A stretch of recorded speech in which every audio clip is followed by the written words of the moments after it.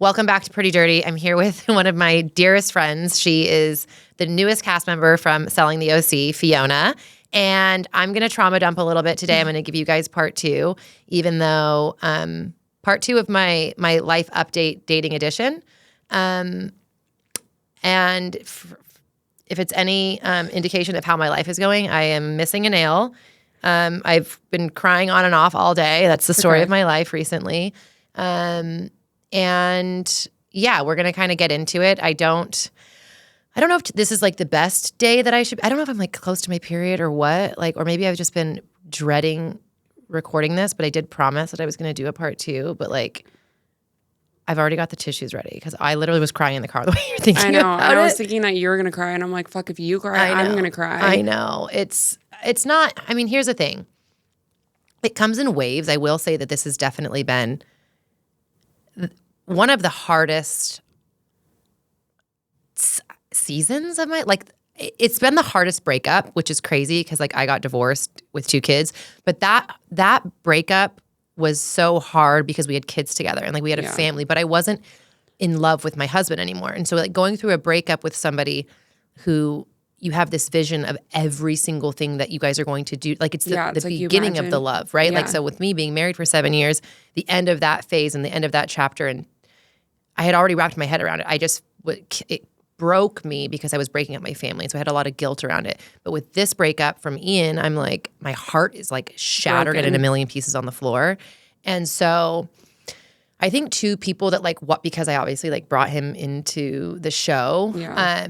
It's hard for anybody to understand unless you're like obviously in the relationship, because even relationships that aren't on reality TV, they all look different from the outside. Not that mine ever looked perfect, but I will say, like, because Ian and I were on and off so many times, like I've reflected so much because the way my brain works is if I can understand it. What went wrong? If I can figure it out, then it gives me control. Yeah. And it really doesn't. But I'm like, I just need to understand. So I have overanalyzed every detail of like our relationship and lack thereof. And I think that in the beginning, and when we got back together that third time, like when we bought the house, when we were filming, we were in that initial like back together stage, which now I realize that's like the honeymoon phase for us, where it's the love bombing, where I'm like, all he used to do was like sing my praises and, compliment me, and he liked me.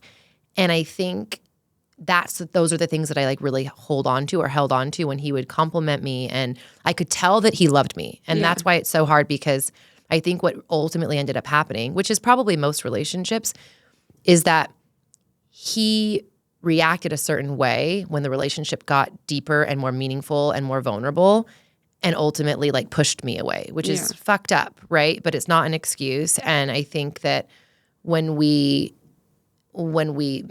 bought the house together, and I think obviously everybody was like, oh my God, you're so crazy.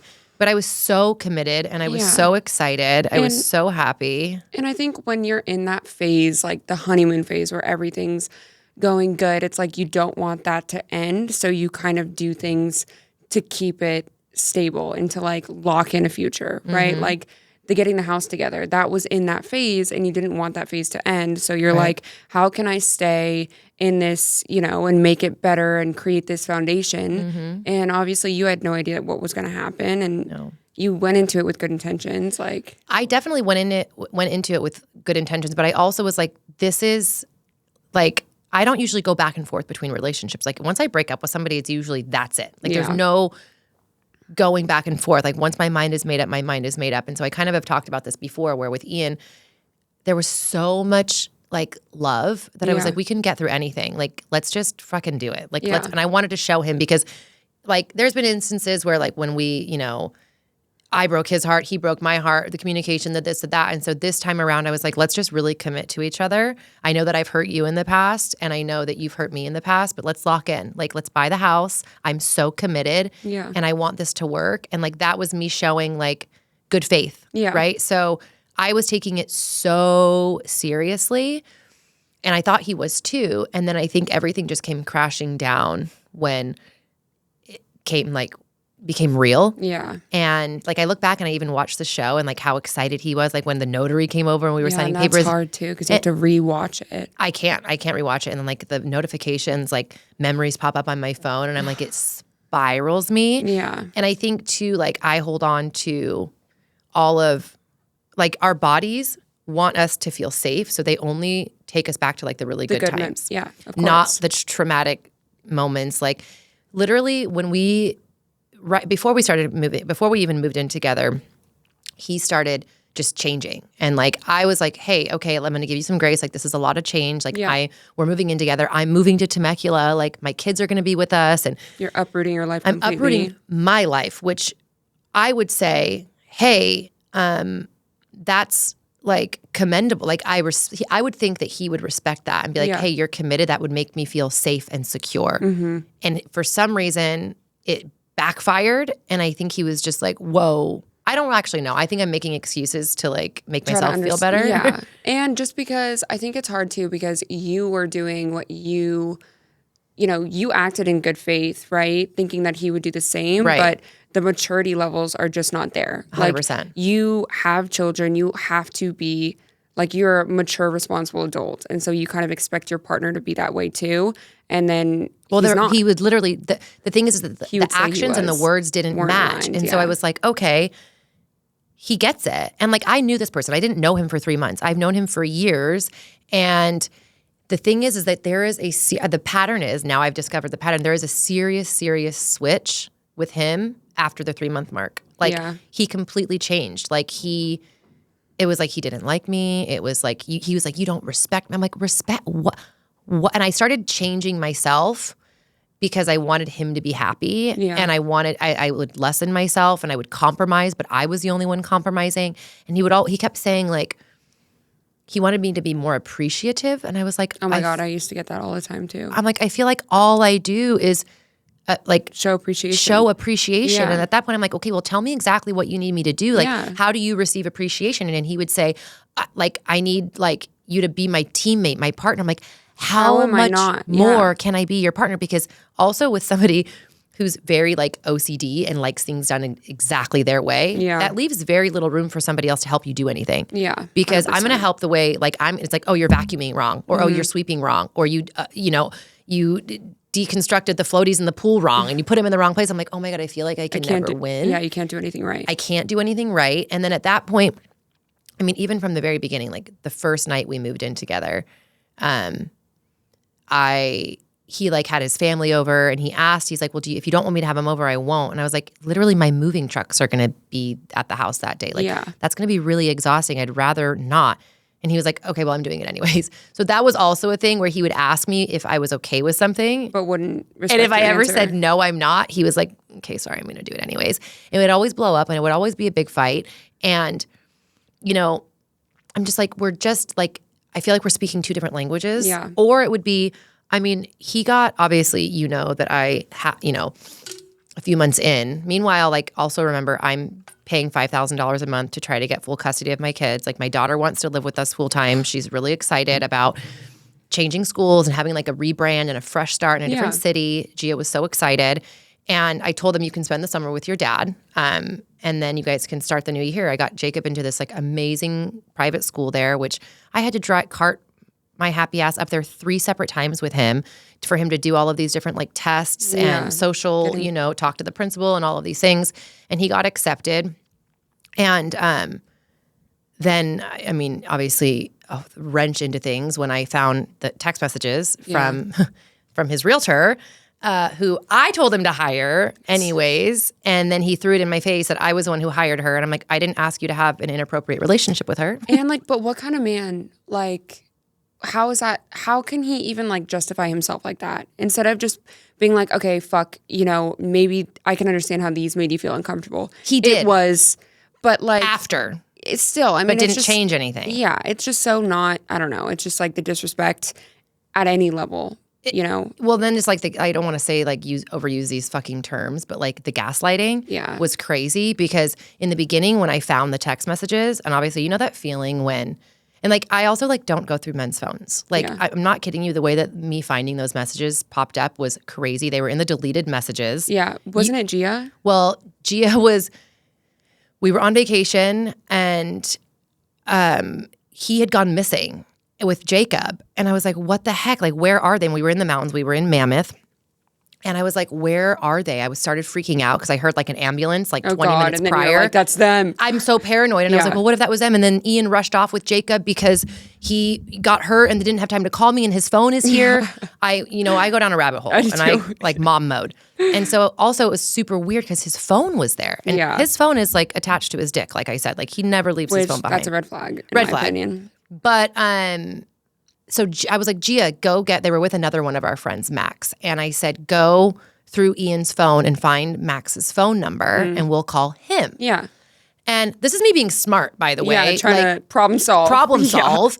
And Gia gets his number and she's no answer. I'm like, oh my God, like where's are they? I'm going outside. I'm searching like the golf course. I'm like, oh my God, like I'm starting to like get freak sick. Out. Yeah. And then Gia makes a comment about his phone. And she's a 16-year-old teenager. She's like, oh my God, who's Brittany? And I was like, what?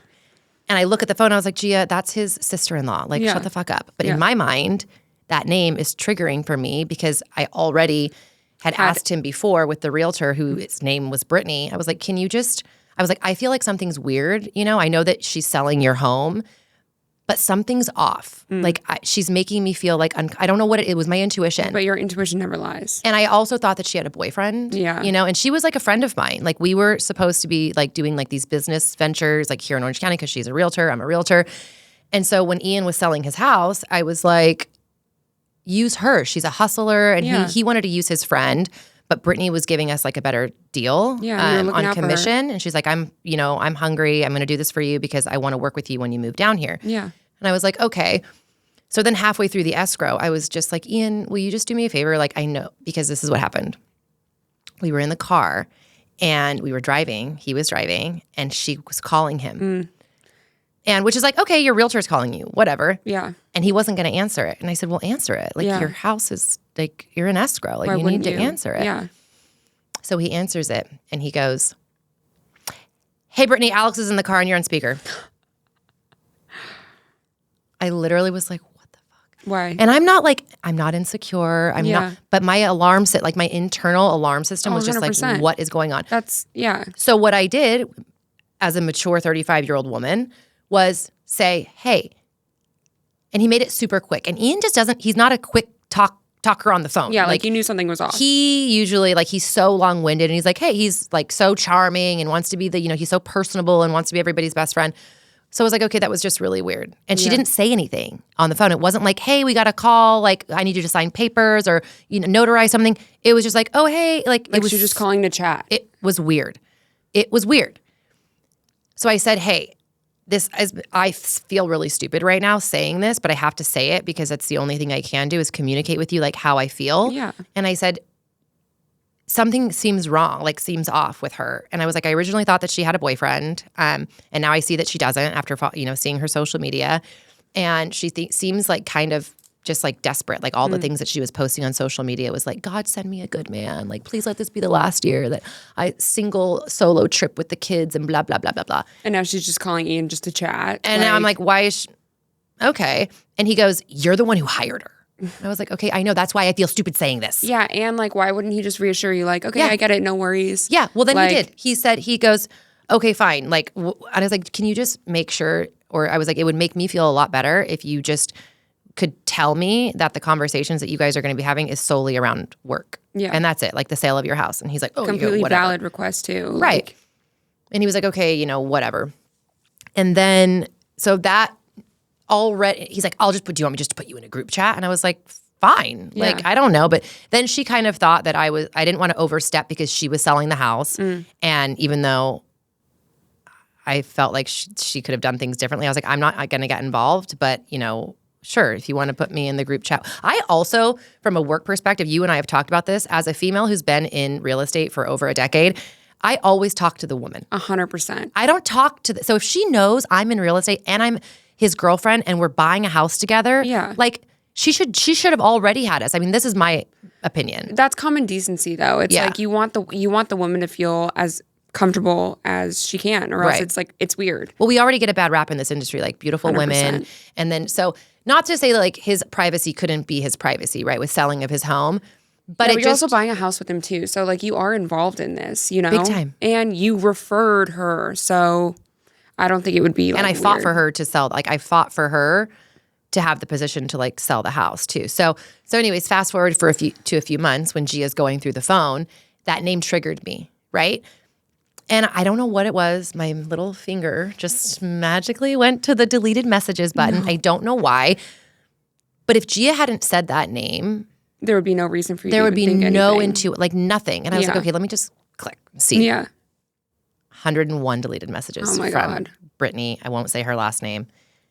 And my heart just sunk. And I was like, oh my God, oh my God, oh my God, oh my God, oh my God. And I was like, I don't even know if I want to see what's in here. Yeah, but then and then once I you started shaking. You know how, like, I don't know if you've ever experienced that, like when you catch somebody cheating on you, and you're like, you're just like, oh my God, I don't even. It was like my adrenaline was so insane. I literally was shaking, and obviously, like Gia's there. I don't want her. Yeah, to, that's like hard. We bought a house with this guy. We're moving in together. Like you're going to be going to high school there. Your brother's going to school there.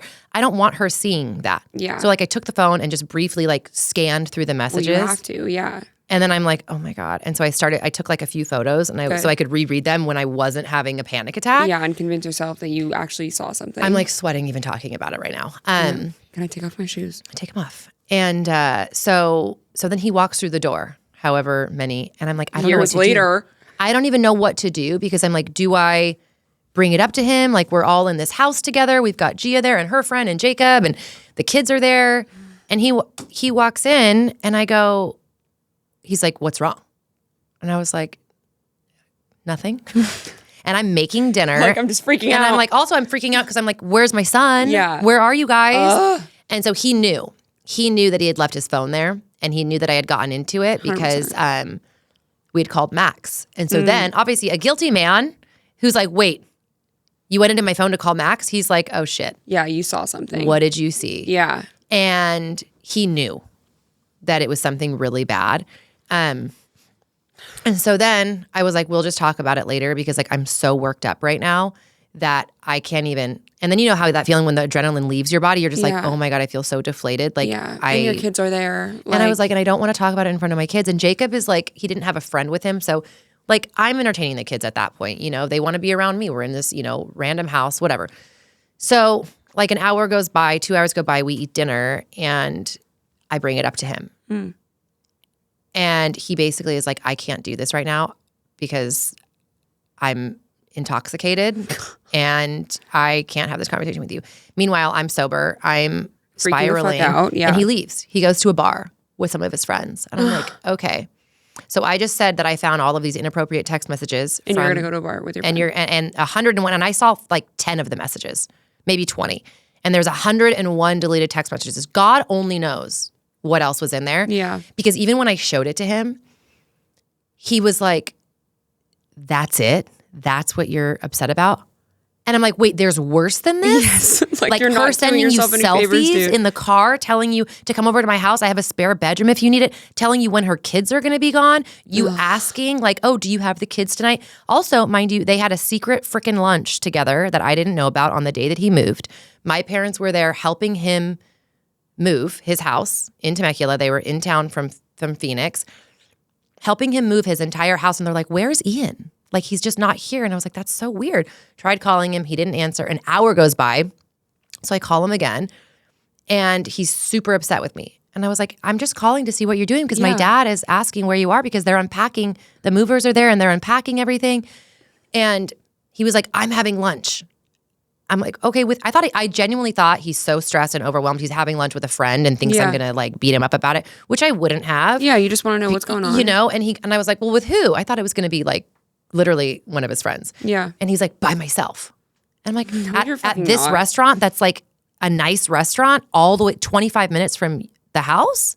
That's weird. Like, you don't do. And he goes, well, they've got a great happy hour. And I'm like, oh my God, shut the fuck up. They have a great happy hour. So you drove 25 minutes away? So, and not even invited my parents who are there helping you move. Ugh. And he goes, and I'm like, so wait a minute. I'm like, hold on. So you went to go have happy hour 25 minutes away from the house on the day that you're moving because you wanted tacos, but yet I called you an hour ago and you're And you didn't alone respond, yeah. and you haven't looked at your phone for an hour? And then I felt crazy that I felt like I was nagging him or something. And so he's like, oh my God, I had told you I came here to have lunch. And he hung up on me. And I was like. That sends me. That fucking sends me. But it's because he was guilty. And at this point, I still didn't know. I gave him so much grace. And I was like, okay, maybe it's me. Like he's stressed. He's overwhelmed. Like I just need to give him more grace. Yeah. Ends up, he's supposed to come to my house that night because I'm still living in San Clemente at the time because I had to stay until the kids were out of school. And he moved into the house before I did. And he mind you, come to find out after reading the text messages that he was with her at lunch and was ignoring my phone calls. And after I literally asked, like, hey, can you just make sure it's all work? And it wasn't work related because I saw the text messages. Yeah, and fuck no, those are not work related. And you don't at all. need to be doing one-on-one lunches with your realtor. Do you know how many people? No. How many? What? No. And I don't call my clients just to chat either. Mm-mm. I'm not like, okay, it just frustrates me too. Like he is the problem, but also the fact that she's doing that does not sit well with me. Well, I sent her a kids. text message too. Good. Did she respond? Yeah. I sent the night I found them. I literally, because I felt such a betrayal. Obviously, like he's fucked up for doing that to me too. 100%. I'm not just blaming her. No. But I'm like, I literally spoon fed you a deal. I fought for you to get this listing. You thought you were friends. I trusted you. And you do this to me. So I sent her the screenshots of what I go, do you think this is an appropriate conversation to be having with not only a client, but my boyfriend? Yeah. And she literally dismissed me. She goes, oh my gosh, like, girl, that was just a joke. And like, I guess I just taken all the strays. And I'm like, so you're calling my boyfriend a stray? I'm like, this is so gross on so many different levels. I'm like, you're sending him selfies. You're telling him that you have a spare bedroom if he needs to stay over. You're telling him to come over for sushi if he's hungry. Yeah, no. You're telling him what your schedule is with your kids. Like, 5 days free starts tomorrow. Red heart.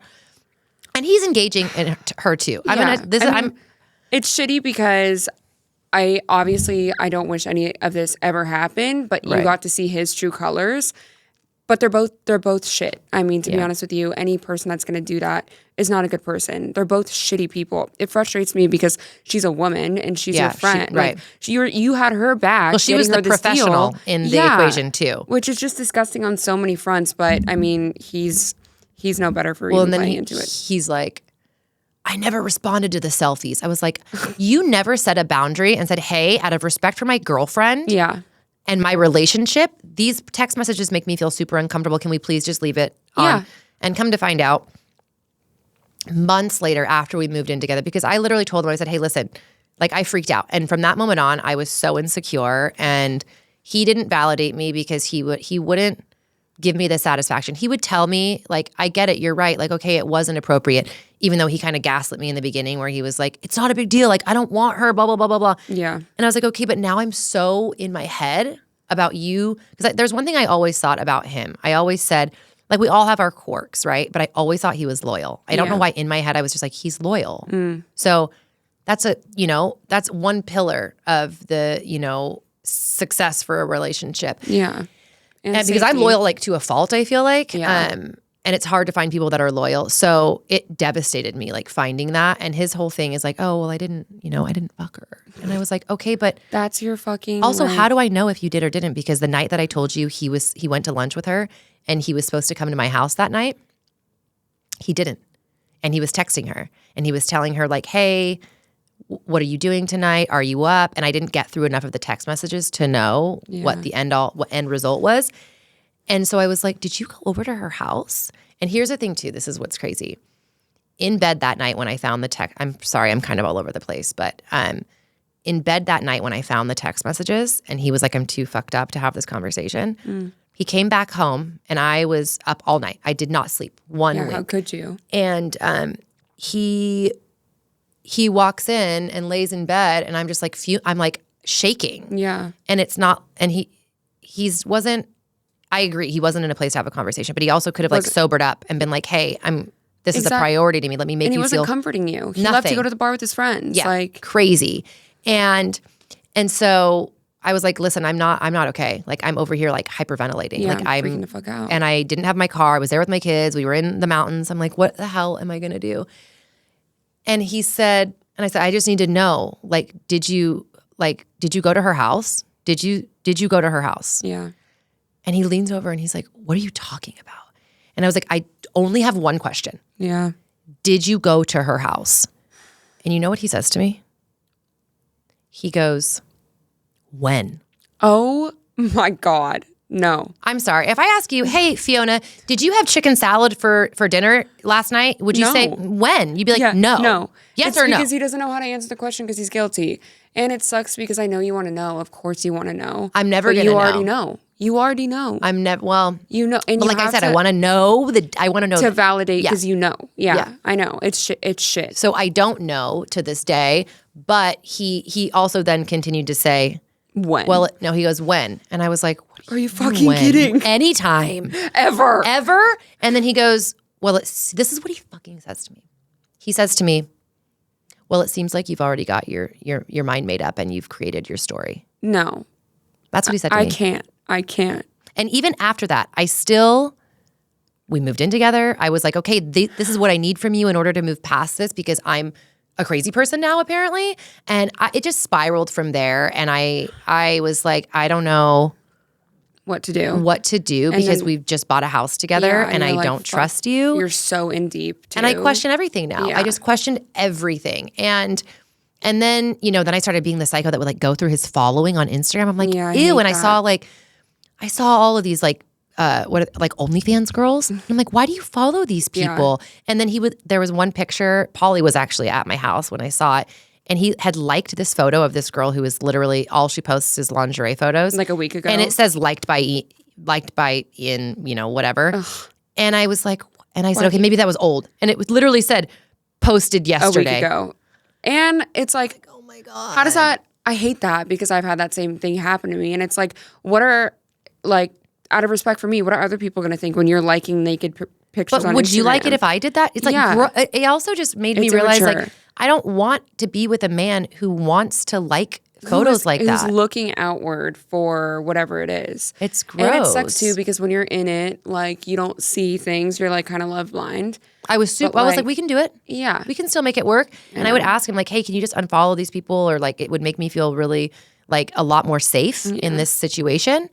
And it was always pushback. Like, you're crazy. You're so insecure. Don't tell me what to do. I'll do it on my own time. And I was just like, this is crazy. And it even got like, it got so much. Like one time I remember we were at the house and like somebody called him and it was a girl's name who I've never heard of ever. And mind you, like this guy is friends with literally every Tom, Dick, and Harry. Like he's friend. I'm like, you have so many friends. It's crazy. I don't even. And he'd be like, well, you don't have any friends and you don't have any hobbies. I'm like, I'm 35 years old with 2 kids. I'm a single mom. I don't have time for hobbies. What hobby am I going to pick up knitting? What?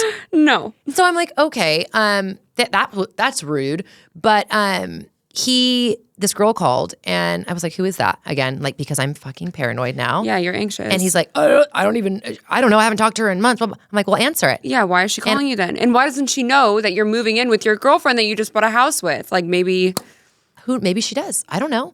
And so I was like, he's like, this is crazy. But I was like, I want you to call her back because this is like, I'm going to leave. This is crazy.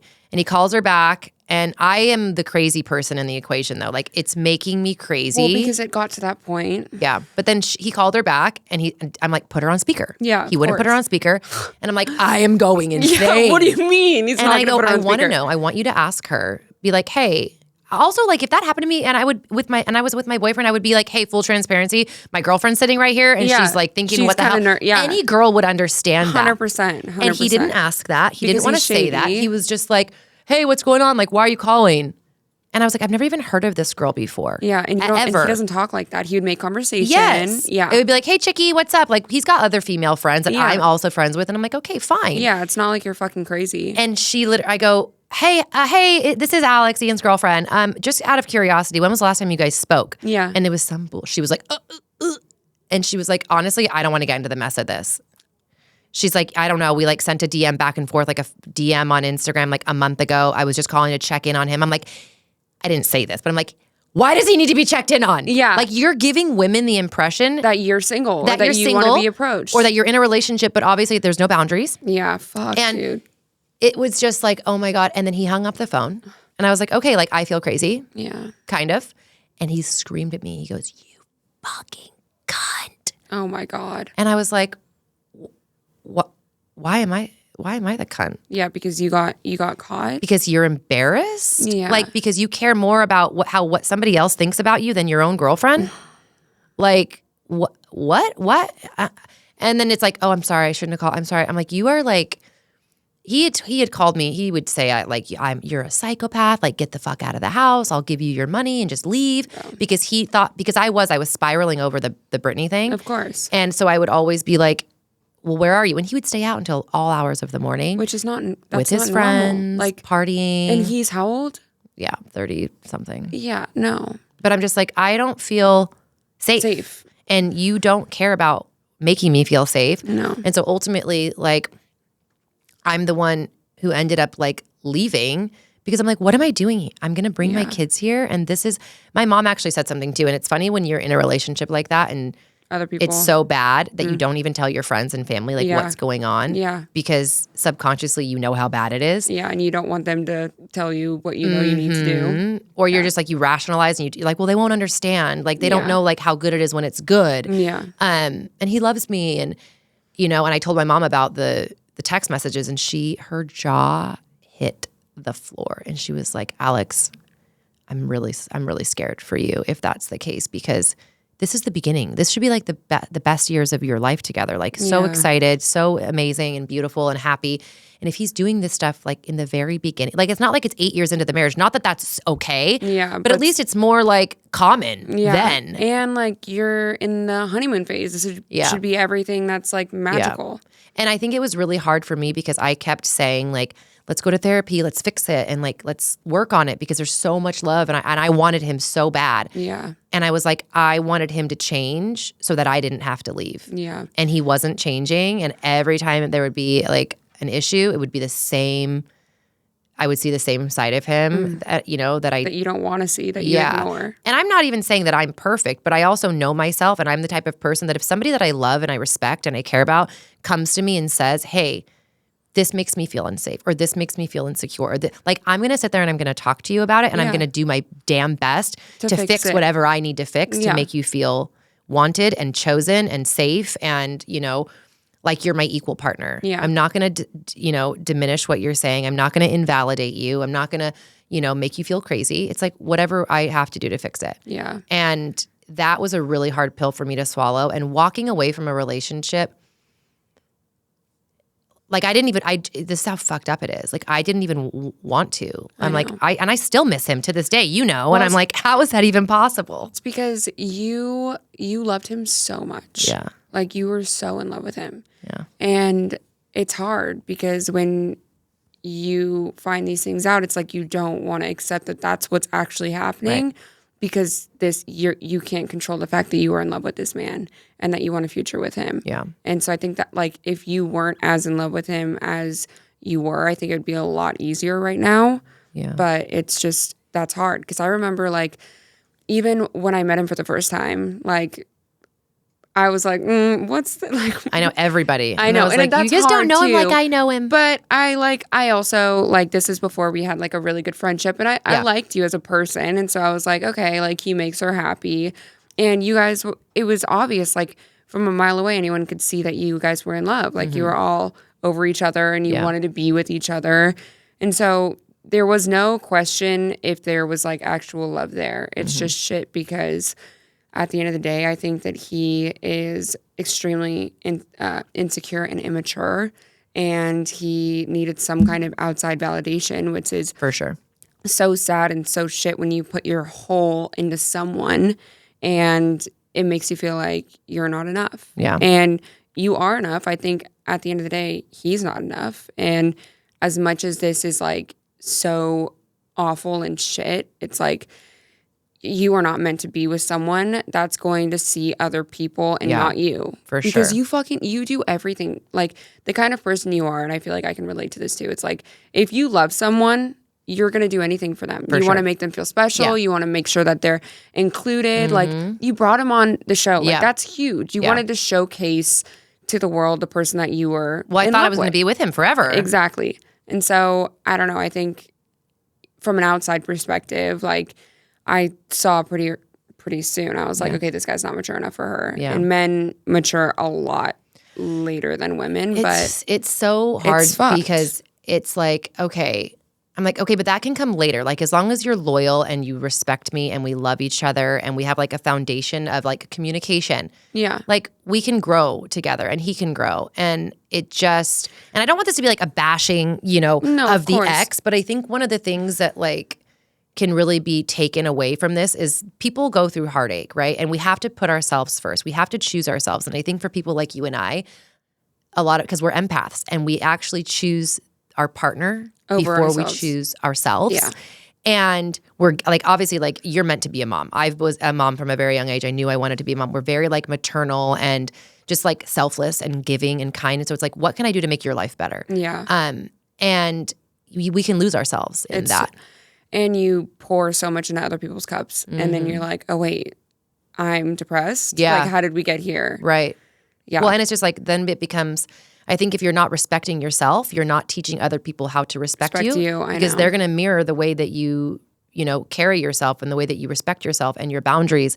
And when you're not doing that, you're not going to attract somebody that's also going to do that, right? And you get walked all over. And I also think that in order to like move forward from an experience in a relationship where somebody's hurt the other person, which, like I said, him and I had both done that, you have to be able to communicate and like move forward. And if there's no communication, you can't just keep beating a dead horse and saying like, well, I'm hurt because you did this to me. Because he would say that a lot.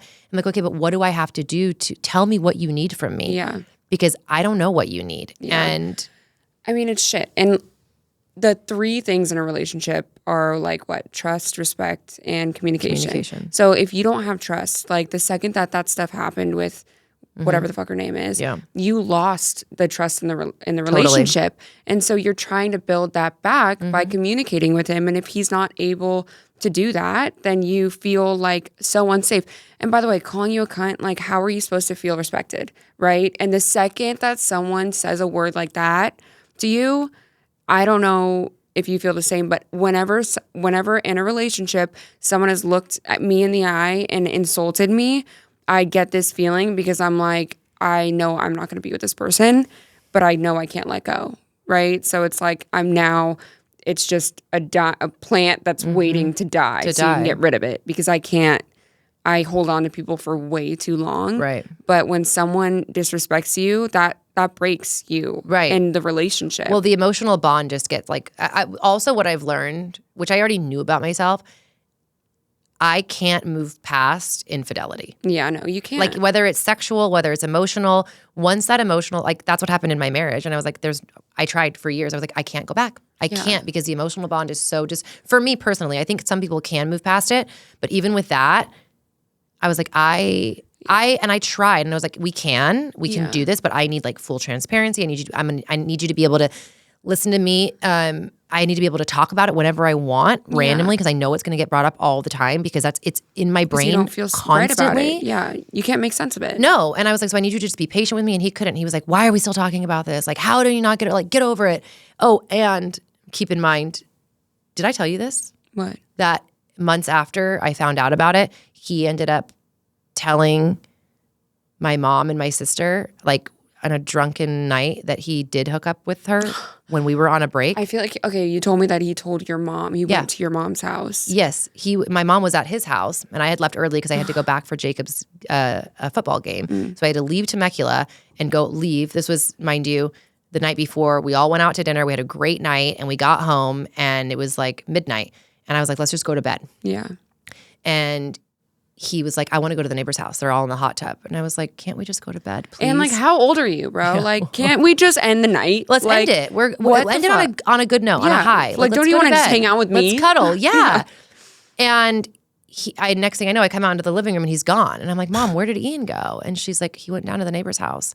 Didn't come home until 4:00 in the morning. Ew. Like another night that I did not sleep at all. He was in the hot tub with the neighbors. Like, is he in high school? But also like two neighbors, like a man and a husband and his wife. I'm like, they're probably thinking, why are you even still here? Or if they're not thinking that, like, you should know better. I called you and I was like, where are you? Please just come home. And you shouldn't have to beg the person that you're with to want to spend time with you. Like, ew. No. So anyway, so the next morning after I didn't sleep all night, I woke up at 7 a.m. and I had to leave to go to Jacob's game. And my mom calls me later that night because she stayed a couple extra hours. And she was like, hey, I just have to talk to you because this has been like eating me alive. And I don't know if you know this or not. And I don't know why Ian told me this either. Like he blurted it out. It was like so random. Guilty. He needed to get it off his chest. He goes, Alex is so hung up on this Brittany thing. And I don't even know what her problem is. Like we hooked up, we hooked up in January. And my mom was like, what? And he's like, yeah, because Ian, we broke up. We broke up last December and we were broken up for like 2 months. And when we got back together, he never told me. You had no idea. But that was my intuition. That was why my freaking alarms were going off.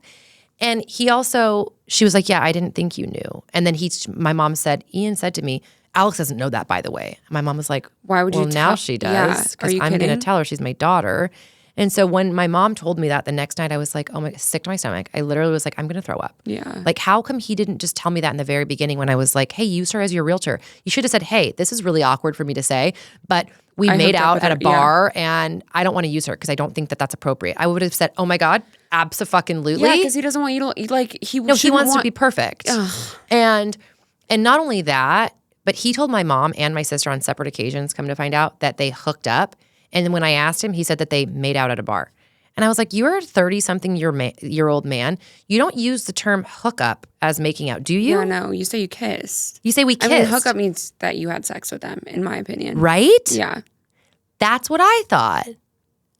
So I still don't know to this day. Anyways, I mean, for me, it's crazy because now I'm here. I moved back. I'm in a freaking fully furnished condo. All of my furniture was still in, the house that we owned together. Yeah. He's living there. Like, woe is me because he's got this mortgage. And I'm like, but it's not, that wasn't like my first choice. Like I wanted to be there with you. I wanted a life for you. You wanted to make it work. And I wanted to make it work. You wanted to go to therapy. Like you wanted to fix it. I would have done anything. Literally, I would have done anything. And now I think this is why also it's been like one of the most difficult seasons, like Christmas, and the holidays and with the kids and now like being displaced and I'm in a home that's not my home. And it just doesn't feel stable. Just sucks. Like, I've talked to you a lot about it, but it's just, what I think I've noticed though this year, I was thinking about it the other day, is I've realized that grief and gratitude can coexist because there is so much that I'm grateful for, but I'm also still grieving. And so that's like kind of a mind fuck because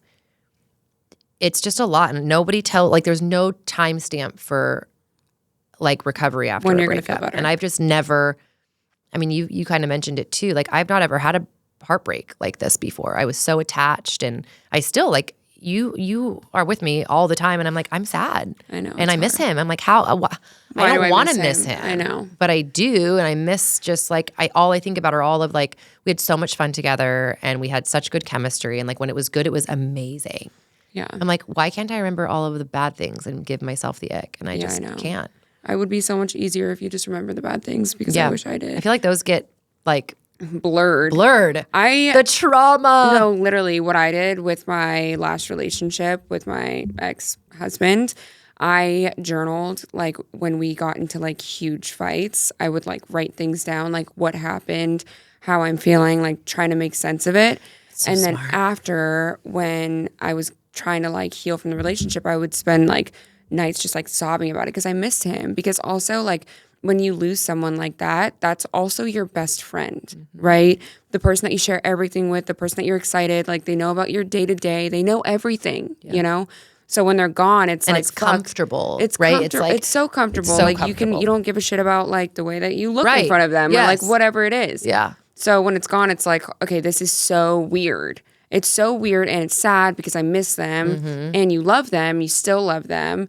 But anyway, when I would literally go back and I would read my notes on like what happened and it would make me feel better. But I remember thinking too, which I still do, like I wish that I did that more because your brain forgets everything that's bad.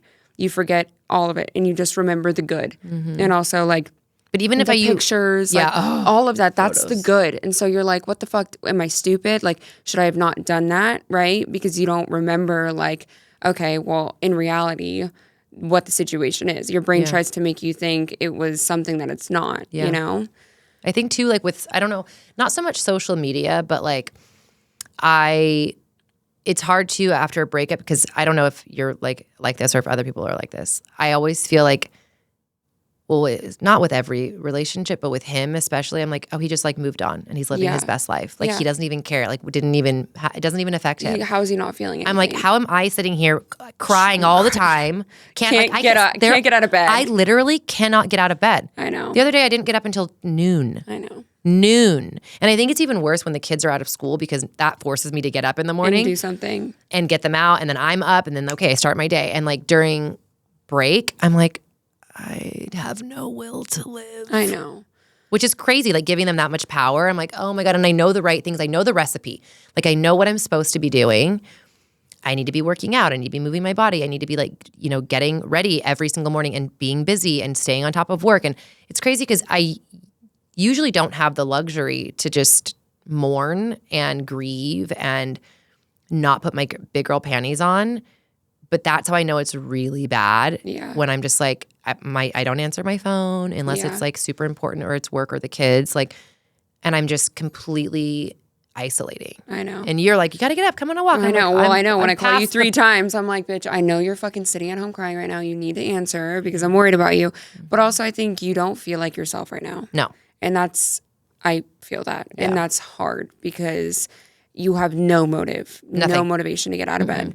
And then you feel like shit for not getting out of bed, but there's like not much that can get you out, you know? But even going, okay, for example, like unless I'm going to go and I'm going to like work out or do something where I'm like moving my body, or if I'm going to go out and like drink, I feel so much worse the next day 100%. and like for a week. The guilt. The guilt, but the anxiety. Literally alcohol is a depressant.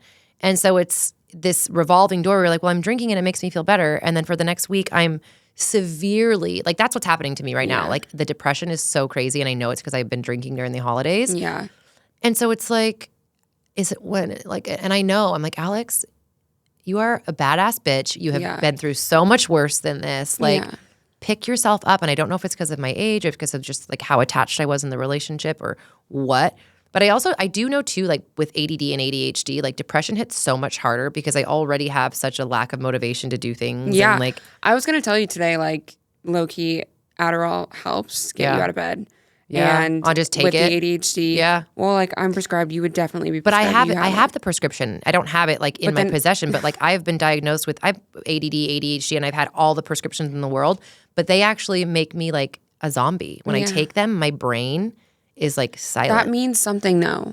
I've read that means like something. I think that means that you actually have ADHD. But then there's like other ones that you can take. Like I've tried Ritalin. I've tried Adderall. Vyvanse. I've tried I don't know if I've ever tried Vyvanse. That one's good. That one's good for anxiety too, I think. I mean, I feel like it's crack and they make my anxiety so much worse. Okay, Adderall is because that's like an amphetamine. Yeah. But like the Vyvanse, I think that one's better for anxiety. But it gets you out of bed. I swear. You literally can't stay in bed. That's what has helped me, which is like, so I don't even know if I should say that. Like, I don't know if it's healthy. What do you mean? But like, but at this point, I literally keep saying, I'm like, all of my friends and my mom, I mean, I've kind of isolated, like there's so many people that I don't talk to. But I'm like, how many times have you heard me say, I think I need to be medicated? I think I need to be medicated. But you don't. Like, I need help. No. I also think too, like okay, first of all, you went through so much. Yeah, this year has been crazy. In a short period of time. Yeah. Moving your life, like uprooting your life, like those are big things. And you're also someone that like, I feel like you have to always be like, go, go, go. So you're trying to like move past it, but at the same time, you're not giving yourself the time to like heal, right? Which is the fucked part because you do have to give yourself that time. Yeah. But like sitting in bed and not getting out of bed, right? Yeah. That's you telling yourself, okay, I'm going through it. Mm-hmm. I need to just like, I can't do a lot right now because I can't mentally handle it. Yeah. But like sitting in bed and not doing anything, that's not helping the healing. Because I do the same thing. Mm-hmm. And then it's like, fuck, like I know that I could be doing so much more than this. Yeah. But it's hard. Like you don't feel like yourself. You don't feel like you know? Even when I'm not severely depressed, I still, beat myself up. It's like, it's never good enough, Yeah, right? me too. Like, you're not, you didn't make enough money. You didn't, have enough clients. You didn't sell enough houses. You didn't do enough social media posts. You didn't walk the dog enough. You didn't, spend enough time with the kids. You didn't do, the podcast sucks. Like, what? No, I do it too. Never and it enough. Sucks. Like, why? Why do we do that? I don't know. And then even like my family, I'm like, fuck, I didn't spend enough time with my grandpa. Like, I don't know when the next time I'm going to see him. And I'll get myself into this spiral of like a shame spiral. Yes. Yeah. And then the drinking, don't even get me started on that. I will beat myself up so much. And then I'll do it again. And I'm like, why would I do that? Like, I was thinking about this too, because it's like, remember how I was telling you after that worst hangover of my life the other day? At least which one? After Which one? Well, the one after Vegas? No. I was going to say that one wasn't that bad because we were together. No, the one after the Waldorf Astoria. You didn't have that bad of a hangover. I was dry heaving until 5 p.m. Well, also, yeah, okay, that one was bad. Brutal. But you were fine. You were fine. Right. But that's a problem, though, is that everybody thinks I'm sober when I'm drunk because I kind of don't act that different. Oh, no, I know. That's the scary scary. part. Like, when I'm drunk, all my words go into one. Girl, and you're like, Fiona, you're drunk. You're speaking different language. When you're drunk, I'm like, I think she's drunk. No, but like, I'm like, but you keep drinking, but you're like normal. You're just like more on fire. I which know, is fine. but I'm also to me, I'm like, oh my God, I can't believe I did that. But that's good because then at least like you're not gonna fall over. You're just gonna boss every fucking person in there around. Oh. Like that's better than me. Like if I'm drunk, I don't know I'm gonna end up in the ER because I'm gonna fall. Like it's not. Yeah, you're gonna miss another fucking tooth. God, it's so bad. But I also after that hangover, I was like, Fiona, I have an idea. Sober. Let's not drink. I know. For a month. And then it might turn into 2 months. And then it might turn into 3 months. But then here's the reality. I don't think that's ever going to probably be me. But why can't we just have a little more self-control? I know. Like, what if we do a 2-drink maximum? That's what, okay. I was like, I listened to like a podcast about this because I do the same thing. So what we have to do is like, wherever we go, we have to like tell each other. Like say you're going to something, hey, Fiona, I'm going here, I'm going to have 2 drinks. Right. Because once you say it, or even like 4, that's nothing's wrong We with should that. have a 2-drink minimum. Because after 3, there's no rules. I know. Okay, it goes downhill from there. Because I'm like, YOLO, we're just living our best lives. But even a 2-drink, like 2 drinks is good. And then you're feeling it, like, you know. And then you're like, I committed to 2 drinks. Because also it's like setting realistic expectations. Yeah, that's the thing. That's why I was like, let's just be sober for like 2 weeks or 3 weeks or 4 weeks, because then it's like within a tangible time frame. And then it can be like, okay, just one more day. And then one more day. And then one more day. 2-drink max. Right. 2-drink max. I feel like we could do that. 100%. And I think too, like, like in my last relationship, it would always be like there's like a fight over drinking. Drinking? Yeah. But it's like I don't want to be told what to do. Yeah. And I can drink without getting blackout drunk. Like I can go and have a glass of wine. Right. And I don't crave alcohol. Same. So I know that like, okay, whatever. I crave the vibe. I'm like, if we're out and we're vibing, I'm like, let's having a good time. Another round. Yeah. I crave the vibe. And like, I don't know, like sometimes I just want to have a glass of wine and like have dinner, and so that's fine. There was conflict around drinking in general, or if you would get like blackout? There was conflict in like, I don't want to be told that I can't drink because I know I can drink and I can hold, and I want to drink if I want to drink. Like I don't want to be told like what to do. Give me an example. What do you mean? Like, I don't know, like hey, if you're going to go out tonight, don't drink. Yeah, like, are you going to how many drinks are you going to have, right? Okay. What's like, are you only going to have 1 drink? Uh-huh. And I'm like, okay, well, if I have 1 drink and I feel like I want to have another one, right. I want that to be okay. Like, I don't want that to be the pressure. a bad thing, right? But I'm not trying to like go off on the deep end, but it's more of like a control thing. Like, I don't want to be controlled. But if you set that expectation for yourself, like, hey, I'm going to have 2 drinks tonight, and we're like aligned on that, then I feel like that's like different. I think too, when I was younger and like dating and like being in relationships where I was like trying to figure out what are my boundaries and what am I willing to compromise on with my partner and stuff like that. And I think when you get into a relationship where somebody just genuinely wants what's best for you and it's not about controlling you, and they're like for example, my last relationship, if somebody it was usually the opposite, like me saying, hey, you need to stop drinking, like you're too drunk. But if somebody that like loves me and cares about me, and I know that they have pure intentions, are like, hey, you had too much to drink, which no one really ever has said that to me, because like can tell I don't really change that much. I just get a little more fiery. Yeah. But I don't like slur my words, and I don't fall over, and I'm just like whatever. But I would think to myself, okay, if someone's telling me like, whoa, I'd be like, okay, like, yeah, somebody that I love and I respect and I care about and I know they have pure intentions, 100%. But like not just somebody who wants to control me. Yeah. I mean, I think for me too, it's like meeting you with like love, or like me in that instance, right? Like whatever, say they're looking out for my best interest, and one night I have a few more drinks. It's not like angry at me. It's more like supportive, like, hey, you know, and I get it. Like you want the best for your partner. But if I'm met with like judgment and not support, then that's what kind of pisses me off and makes me not want to It's more like, hey, if we have another drink, we're going to be way more hungover than we want to be right now. Like, you know, I know you hate how you feel when you get too drunk. So, but even then, you're like, at that point, you're already going to make your own like decision. Yeah. Do you know what I mean? And then you're going to be, here's the thing. People like you and me, I already beat myself up enough about it the next day. Like, I don't need you. I beat myself up enough sober. Yeah, that I don't need anything else to add to it. I don't need you adding to that shame spiral. And that's the worst, when you go out and then the next morning, like being met with like shame. I'm like, just let me be, like, don't make me feel worse. Like I have got myself into times before where I'm like, I'm beating myself up so much and then being met with, do you remember how you acted last night? Oh, absolutely not. You're like, no, I blacked out for a reason, bitch. And I'm going to do it again right now. My body is protecting itself. That's why I blacked out. I don't want to remember what I did. I don't want to know. Like, I don't want to know. Like, I don't, unless it's like critical. Yeah. I just don't tell, like, we're good. That's actually like the scariest part though too. Like, I feel as though I didn't used to black out. And I think that comes with age. And that's really scary for me. And I don't do it very often, but there are some times where there's a little moment of like a brownout. And I'm like, that's terrifying. I know. I don't like not remembering. Oh, that can't be good for the brain. Dude, me in Palm Springs when we were filming.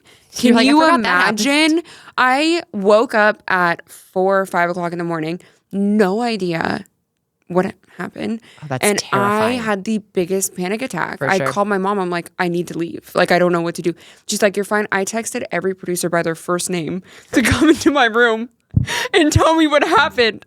And I like didn't know what to do with myself. And I was in my room alone. Obviously, I didn't have a roommate or anything. So like I had no one to like, you know, make me feel better. Why didn't you come and talk to me? Bitch, you were with Ian. I was like, I'm not gonna walk in on you guys. I was like calming him down. Like fucking awful. So I like just was like kind of like making laps around the house, like waiting for someone to wake up. Anxious, like shuffle. And I run into like Austin getting a glass of water and he's like, what? Are you okay? I'm like, not. Oh, dude, I was not okay. A complete like shaking, and he's like, "You're fine, like nothing." Like we're all just so fucking used to it too. And I don't think anyone else remembered what happened either, which made me feel better. But I remember until we saw it. I mean, and then it like what happens to me is like I'll like not often, but like when I do black out, I'll remember things like later on. But the morning of, when I wake up, I'm like, oh my God, how could I do this? Like, what's wrong with me? So we should. How did I get to that? Because we should do a 2-drink. We should. We can definitely do that. I know we've got New Year's coming up, but honestly, even, I don't care. Yeah, maybe we have like 3 on New Year's. No, we can do 2. No, we can do 2. It depends on the hours. So that's like, what I was going to say. We have to spread it out, right? Yeah. So like 1, and even like a half a drink. Or like say 1 drink an hour. 1 drink an hour, that's really good. Is that bad? I don't know. I said that's really good. I don't know. Let's ask chat. No, literally, chat. Chat. If I make myself throw up? If I'm trying to not be a drunk, what's an appropriate amount of alcohol to drink? Yeah, one every hour and a half.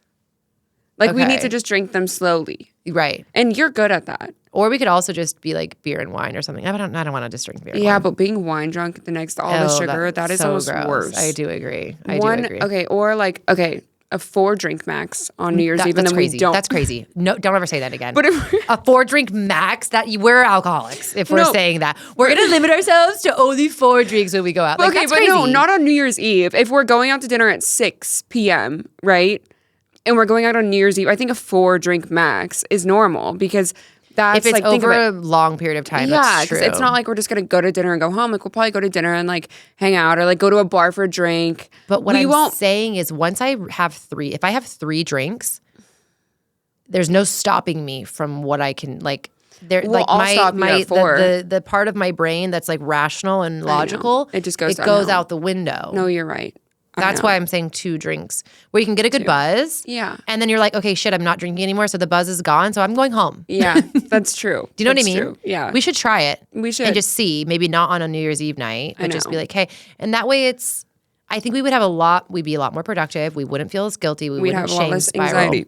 Yeah. We would make our yoga, not have to cancel our yoga in the morning. know. Well, let's do it. Let's do it. Like This is a we're pact. totally good with that. Let's make a pact. Like I don't need to be like intoxicated to have fun. No. It's just getting me out of the house, honestly. Exactly. That's it. I know. Is fun. You should go to like K1 Speed.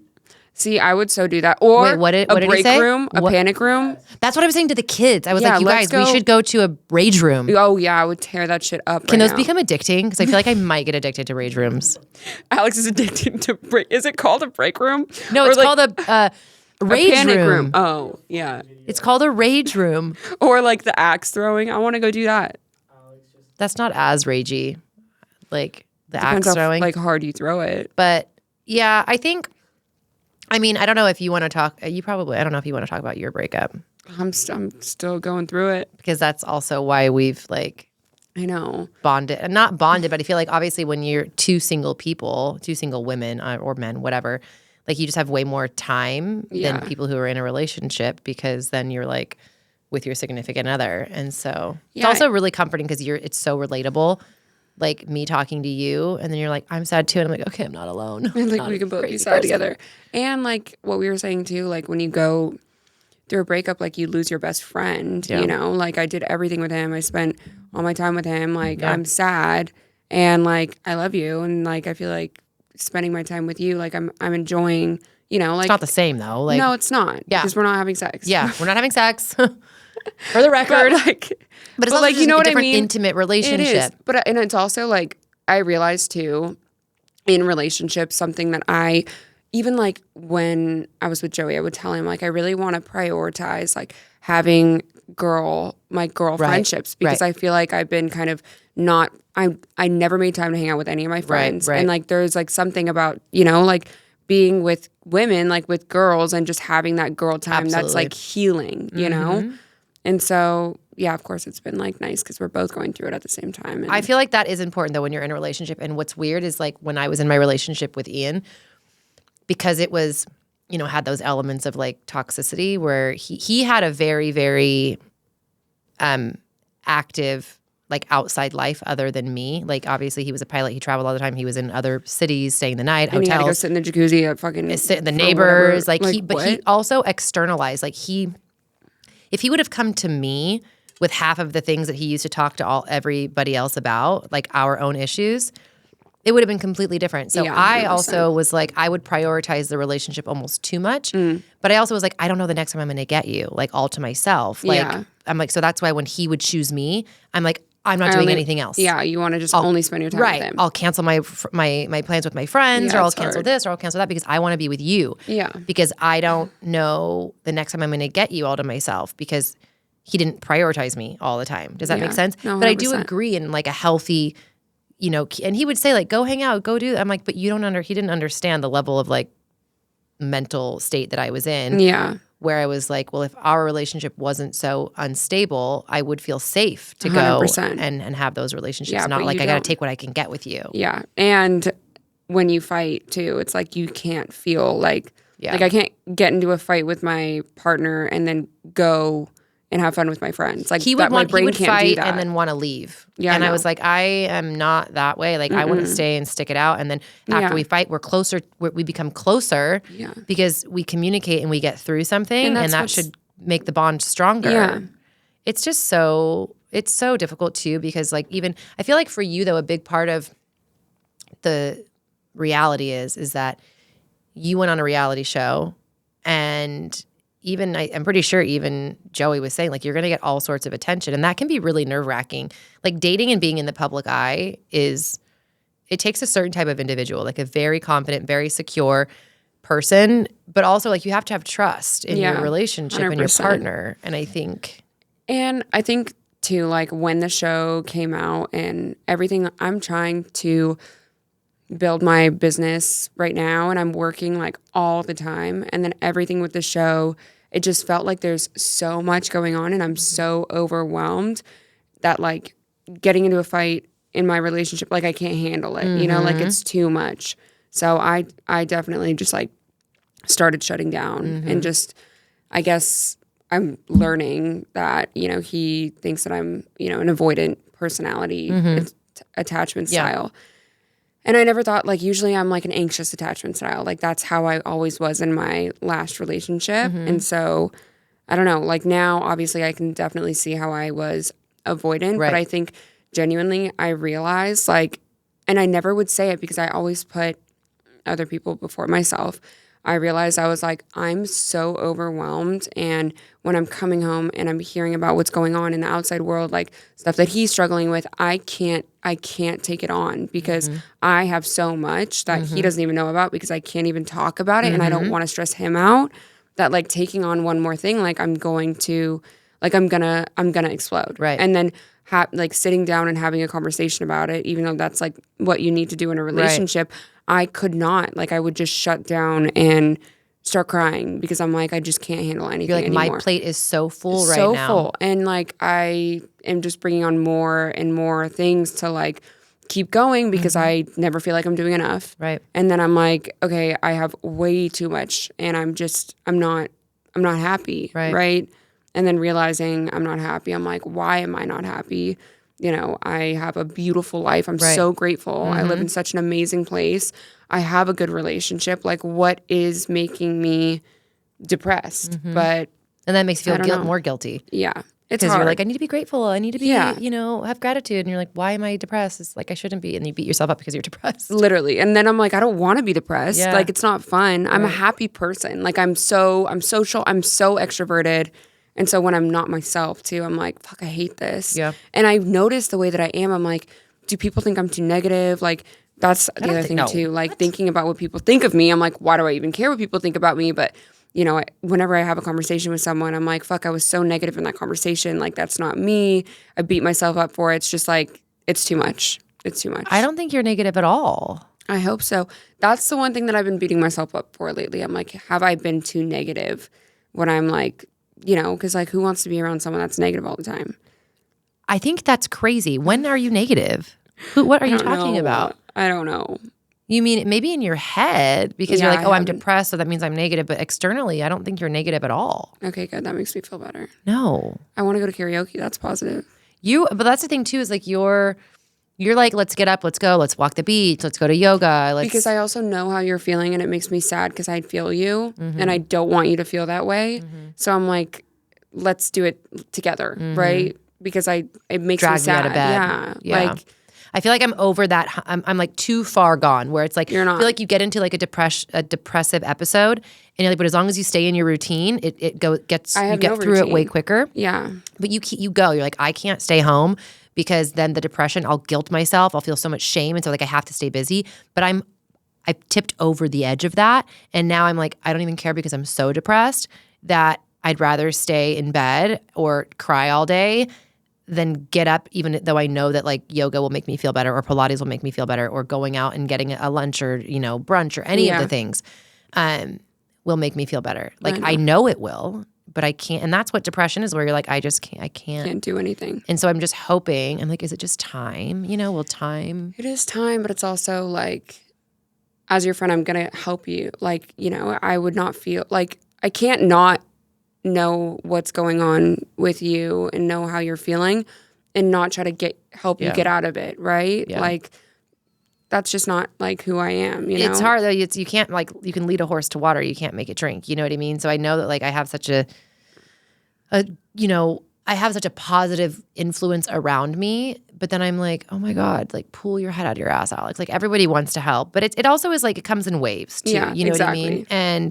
And even besides that, like I do think it is time, and I'm impatient. Yeah. Because I'm like, I just want to be better already. I want to be happy. And also like with social media and having social media be a significant income producing platform for me, Yeah. I have to show up. And obviously, like I'm pretty raw and pretty straightforward on my socials, but also I show up like we went to Vegas, we're on a private jet, we're going to see Mariah Carey, it's fun, and we're getting a little tipsy, and I show that. It's like, but no one's seeing The other stuff that's going the on. next day, Yeah. right? Or the day before, or the morning of, or when I'm sad. And also like even having kids, throwing that into the mix, it's like I have to show up, and I don't want my kids to see that I'm sad all the through it. time or depressed. And like even Christmas morning, I'm like, oh my God, like I'm sobbing. Yeah. And I'm like, okay, wipe your tears and go in and do stockings, and their kids are awake. And not that my kids don't see me have a range of emotions, but it's like time and a place, right? Like I don't want to show up and make it about me, because your kids worry about you too. It's 100%. like, so I'm like, I don't want them to worry. Like everything's fine. And it's hard for them to also understand that. But I also don't like, it's not healthy for them to think that I'm like made of steel either. Yeah, of so course. it's just a weird, it's weird. So it's like for me, the friends that show up for you and they're like, hey, I just wanted to call to make sure you're okay, rather than the friends who are like, oh, you seemed perfectly fine on social media. It's like anybody who knows that is like Instagram is a highlight reel. Social media is the highlight reel of like what's actually going positives on. are in your life for the Yeah. most part. And truly, people don't want to go on social media and see sad stuff. Yeah, I I know. don't doom scroll to see sadness. I doom scroll to see things that are going to take my mind off of my own shit. Yeah, literally distract myself. So it's like I'm not going to show up on Instagram and being like, let me tell you about my whole, which is probably this podcast. Everyone's gonna be like, bitch, you are so sad. But like, here I am, But it's temporary too. And it's temporary. That's what I keep telling myself. Yeah. I'm like, I can't be feeling like this forever. But It's gonna end soon. But let it But be over now. It like would be it's- great if like we could fast track it Yeah. and just like skip to Yeah. the good part. But like, Can we skip to the good part? and also too, like what I was telling you yesterday or the other day when I'm just thinking about how I was sitting on your fucking toilet that it like sings to you. Yeah, I know. But like, I yeah, don't Fiona's want. addicted to my freaking toilet because it has a bidet. It has a I'm like, are you remote. gonna come out of there?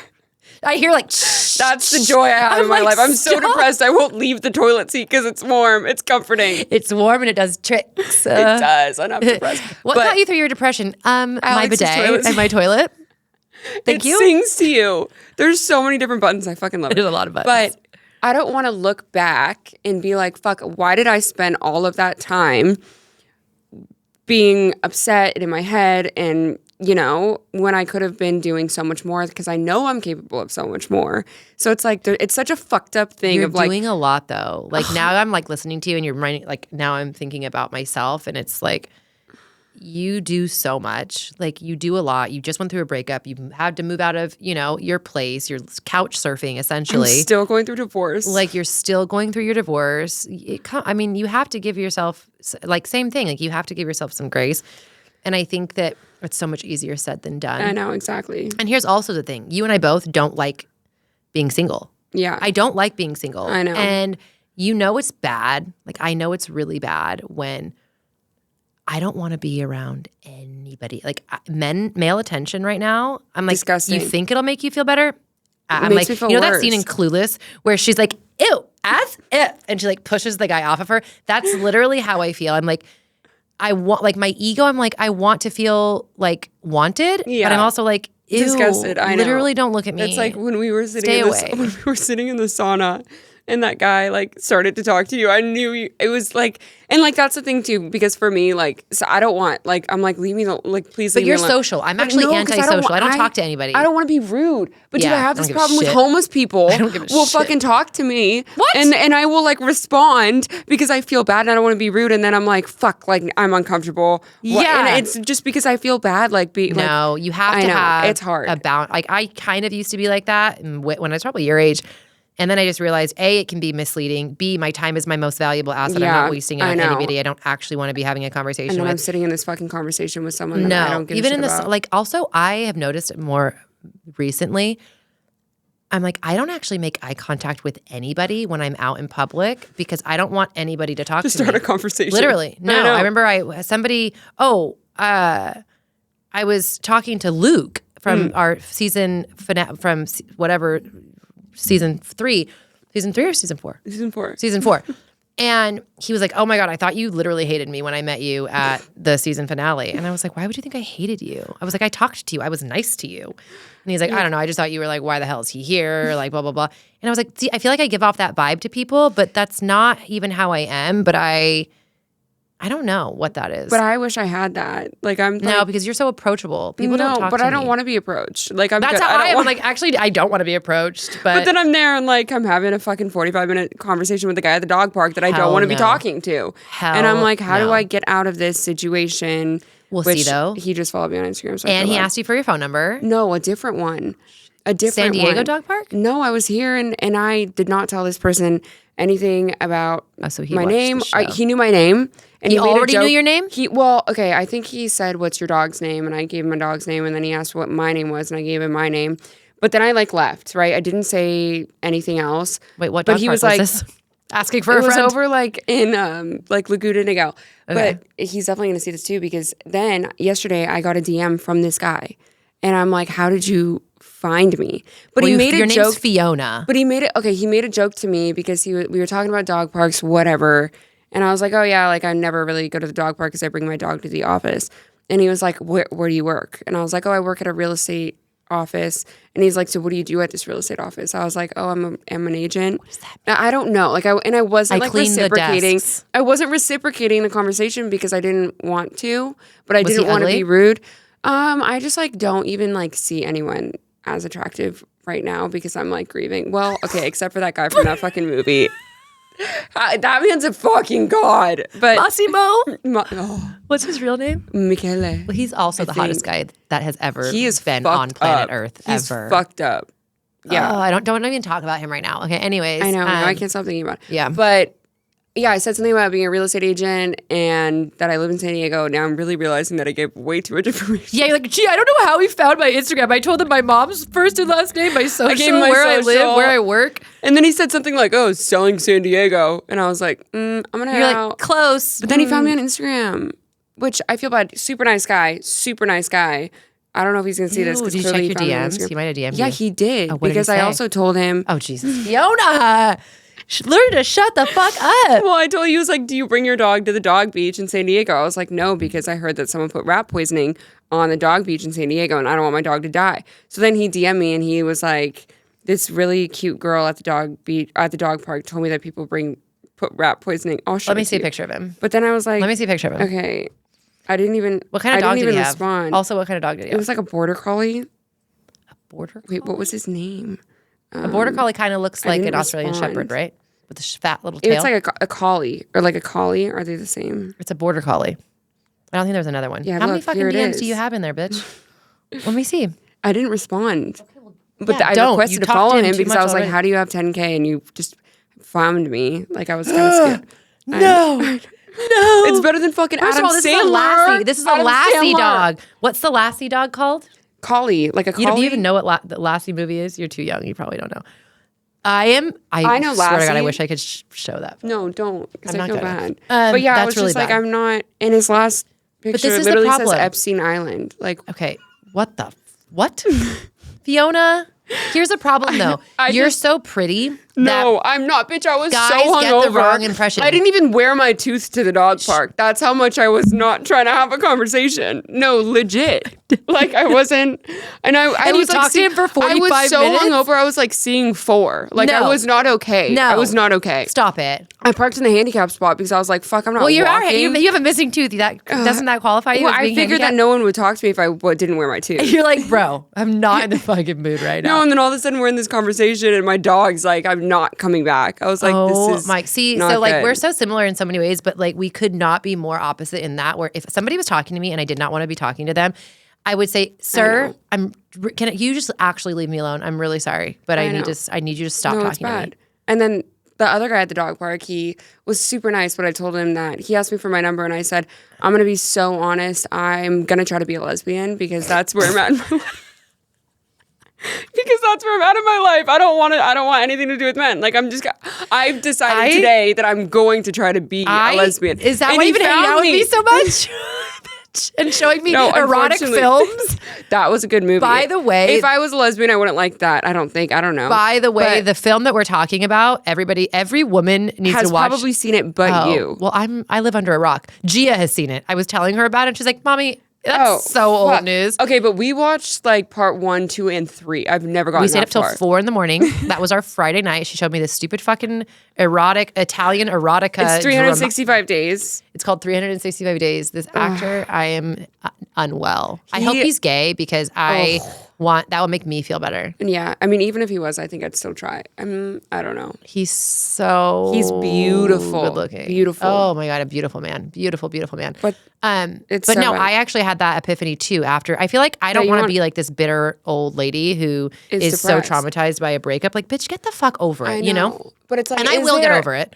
Yeah. I am over it, but I'm not meant like my body is You're physically still- not yeah. over. I'm still mourning But I feel like you're almost there. through it. I don't know because I keep like No, you are. relapsing. No, you are. Like but then you that's tell me that he's normal. going to fucking I Mexico, know, and I'm like, I I shouldn't don't have even want told to you hear that. it. Like, okay, so literally when I was told that, I was like, fuck, I don't know if I should tell Right. you. But then I'm like, I want you to But know. it's fine. It's not any worse than Well, like but his would you- picture keep popping up on my phone. Like memory. I'm like, no, Fuck you. no. Do you want me to not tell you? No, I that do. stuff? I do. It's gonna be fine. I do want to know. It's I'm a hard. nosy bitch. But that's like that one girl that just I saw know. Joey out at I know. 1:30 in the morning. I do want to know. I'm like, tell me, like, what else? I've also never, this is how you know that you're in a fucked up situation and it's toxic, is when you want to like unfollow everybody who you met through them. Because I've never been that girl. I'm like, I'm not immature. Like, I don't need to unfollow people who are like my friends too, or that I became friends with. But the risk of me seeing him on their shit gives me, it's like debilitating awful. anxiety. So I'm like, but I don't want to unfollow them. Like, I hate that. Like, they're people that I like, and I don't want them to think that I'm unfollowing because it's something that they did. And Yeah. No, it's hard. so, but every time something posts, I'm like, oh my God. If I see him on this post, I'm going to spiral. freak out. I'm going to spiral. Oh, yeah. So as I want to protect my peace too, Why is it so hard to protect your fucking peace? There's no book for that. it's because social media. It's annoying. Impossible. When I see something, if I even think about Joey with another girl, like I'm gonna lose my shit. I think about it all the time. I can't, and then it makes me like so frustrated and mad and annoyed and sad and everything. All but of it's the like, emotions. I told my mom the other day, like I think I'm just literally trying to block every emotion. Like this thing Like I numb saw. yourself? This thing I saw the other day is okay. So like you as a person, so there's different like sides, right? So you as a person, think of yourself as like a puzzle piece, right? And split the puzzle piece, and then there's two sides, right? Okay. There's the inflammatory side, and then the like fire side. I can't remember what you called it. The illuminating side, right? Okay. So when you feel any emotion and it makes you frustrated and angry or depressed, you're in your inflammatory, okay? And nothing like really good can come from the inflammatory. Okay. The illumination, that's when you're abundant. You feel your channel the best energy? self. Yeah, you're just radiating yourself, right? So if you can shift from the inflammatory to being just intense, then you get to the illuminated side quicker, right? How? So, okay, this girl was saying, which I'll send you this video because it was actually like cool to listen to. But like if you're angry or upset or sad, recognize those emotions like, okay, I'm feeling really intense emotions right now. That's what I'm feeling, right? And tell yourself, because it's okay to feel intense, because when you're feeling intense about something, you are kind of like, you're stagnant, and that's okay. But you're human. Yeah. But at least you're not inflamed and angry and upset and projecting negative emotions. You're just feeling intense, yeah. And then eventually you'll be able to move into the illuminated state quicker because you're not acting reinforcing on the that emotion. negative, frustrated, inflammatory response. I definitely botched that explanation. Okay, send it to I'll me. send it to you. Yeah, Send it to me. So I we also need to be illuminated. It's funny because I've always given advice to like clients, and I've known this. Like they say you're never supposed to make a decision when you're emotional, whether Yeah. you're sad or happy or I make all my ecstatic, decisions when any I'm of it. emotional. And same. And so everybody like fucking Gio, is like, oh, Alex is so impulsive, and I am impulsive. I am but too. I'm like a deeply feeling person, Yeah, and I get so- excited, and I'm spontaneous. Yeah. And we bought a house together because we were both extremely excited, kind of blew up in our faces. But here's the thing. I knew that going into it. And honestly, throughout the entire process of like our escrow, I did every single thing that I would advise my clients not to do. Everything. Like I wrote an offer, they didn't accept it. So I was like, well, just tell me what you want. And we went in over asking. And I was like, okay, we're good. Like I was so emotional. It should have been, like if I would have stopped and been like, Alex, I know you really want this, but what is the it fuck? the best? Yeah. You know what I mean? Like be 100%. logical. And also like he wanted it too. And everything just happened so fast. And we're just these two idiots who are like, we love each other. Yeah. And it fucking backfired. And I was like, you didn't hold up your part of the deal. Yeah. Like I'm still really excited to be here. I'm doing this for you. I want to be here. And you're, you know, spiraling and doing stupid shit and, you know, going and needing external validation from every fucking buddy. But I should have known because I was so emotional. And if I had been treating myself like how I would treat clients, none of this would have happened. I know. And also, like, the kind of person that I am is if I want something, I will get it. Same. So mixing that with the emotions, game fucking over. Game Bitch, over. I got married. Like, that was such a... And I knew that in the moment, I was like, okay, like, I would never tell anyone to get married after they've known someone for a few months and, you know, we're like 20 years old. Like, that's just not a good idea. But I was 20 years older. Well... I was like... Oh, you were 20. I was like 21, 20. Okay, Honestly, I feel like I blacked out the whole time. I don't even remember anything. Which is so sad. I feel like that about my life too sometimes. It was so bad. But I wouldn't... Like, anyone... And I don't know. Like, it's like when you're in that state of like, okay, I want this. I will make this fucking happen on top of the emotion of like being in love. Like, game fucking over. I will make it happen. Yep. And then I'm like, why the fuck would I do that? Why did I make that happen? Why did I do that? Why did I use my superpowers for that? I feel I told my mom when we bought the house, when we saw that house, the house that Ian and I bought, we drove by it. His house wasn't even, we weren't even considering selling his house. Like we just were, you know, so happy, so in love, back together. And we looked at the house, we went and saw it. We're like, just for shits and giggles. And I looked at him and I said, listen, if we want that house, we can make it happen. Yeah. We can get it. And I jumped through 50 hoops. So did he. Like the amount of shit that we had to do to make it work was crazy. But I was like, no. Like I'm like him. Like if I want something, I'm going to get it. Yeah. And no one's going to tell me otherwise. Oh, exactly. And if they do, it's like fucking. It doesn't matter. Yeah. I'm like, bye. Yeah. Doing it anyways. That's why I don't talk to anyone. Watch either. me, bitch. Like I'm going to do it in silence. But and then I'm like, okay, done. and now we're here. And I'm fuck. I know. But that's like why it's important to have family and friends who don't judge you. Yeah. And they're like, well, I told you so. It's like, just be there for me. No, literally. I hate that fucking shit. I told you so. Mm-hmm. Well, you did this. Like when I was crying, when I first saw the screeners of the show, I was like, oh my God, I need to move to a different country and change my fucking name. I look like a fucking idiot. Like, what is wrong with me? And my friend was like, well, you signed up for it. Let me just fucking shoot myself. Like, great. Absolutely not. Like, don't say that. I know. Stand that. Yeah. No. I can't stand that shit. Awful. But that's also the hard. It's like hard to find good non-judgmental friends. Yeah. And like friends that don't give you shit for shit, you know? Mm-hmm. Like you didn't answer me when we were supposed to go fucking work out today and I don't give a shit, but like usually I don't even remember. Were we supposed to work out today? Did I? Or more like I texted you that I was like, let's go on a walk and you didn't answer. But I'm also in a really bad state of mind right now. I was probably you're sleeping. Doing good. I know. Honestly. I know. I was probably No, sleeping. but you know what you responded back like 5 hours later? No. I'm I depressed. also had like work shit, all like real estate shit. And I'm like, one of my best friends who lives in Texas, she called me like 6 times. Because all I kept saying to people that would like call and text, I'm like, I'm so depressed. I know. I'm depressed. Gotta give me some slack. Like trying to handle like work and be a human and make money and life and friends. It's too much. I'm like, I'm gonna have I'm gonna end up in the mental institution. I know. Having a panic attack. One of my best friends, she's like, Fiona, you always will like be going through something insane and then not fucking answer. And like, I'm extremely worried about you. Like, let me know you're okay. And I'm like, you're like me a lot too, where you don't like vocalize a lot of like what's going on here, and when you're like feeling like something really deeply or sad or overwhelmed, I keep it all to myself. Yeah. Or if I tell somebody, I'll tell one person and no one else. I'm like, I don't have the energy to tell the story and again. I don't want to feel the feelings from me saying it.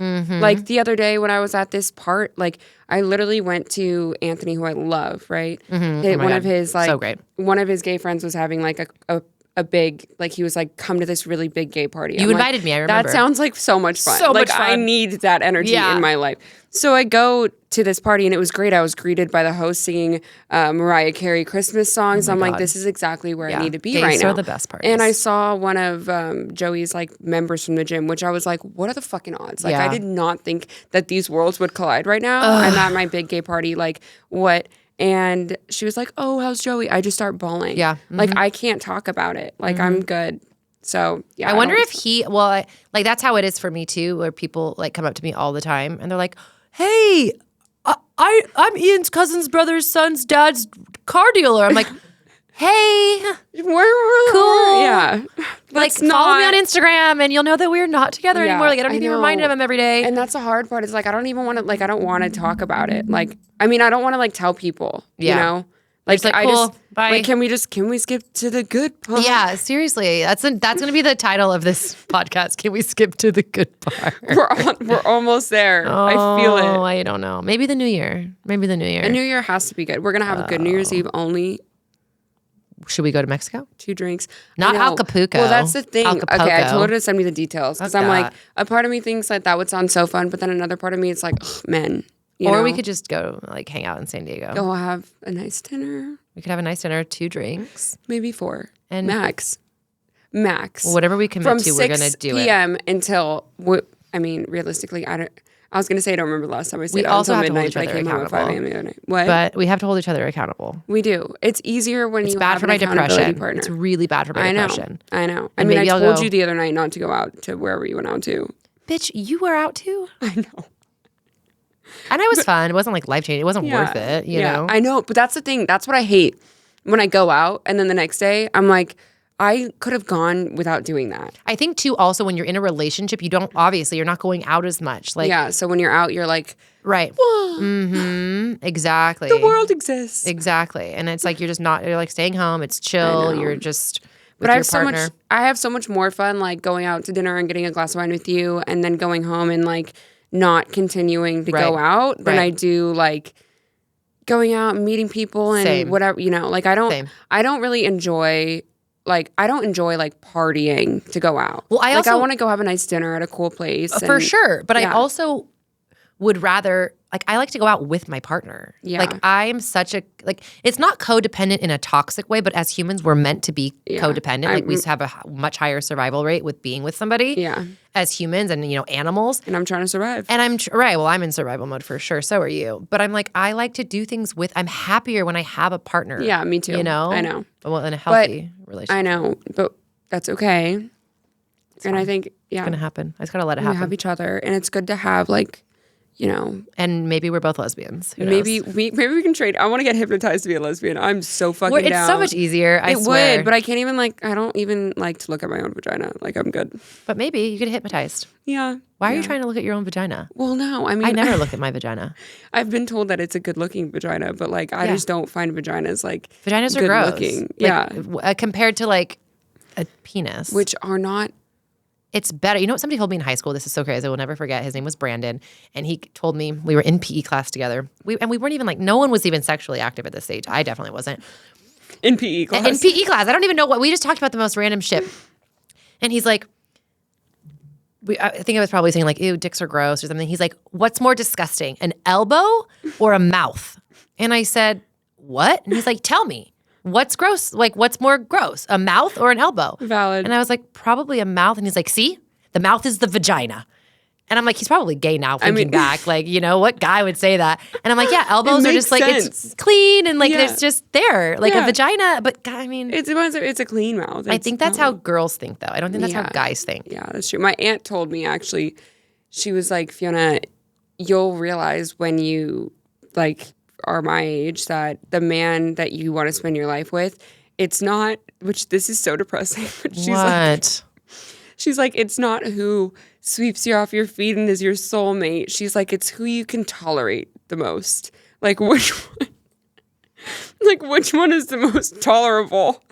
I'm terrified. Our ancestors actually low-key give the worst fucking advice ever. I know. Ancestors. My Aunt Tosca. Have you met Aunt Tosca?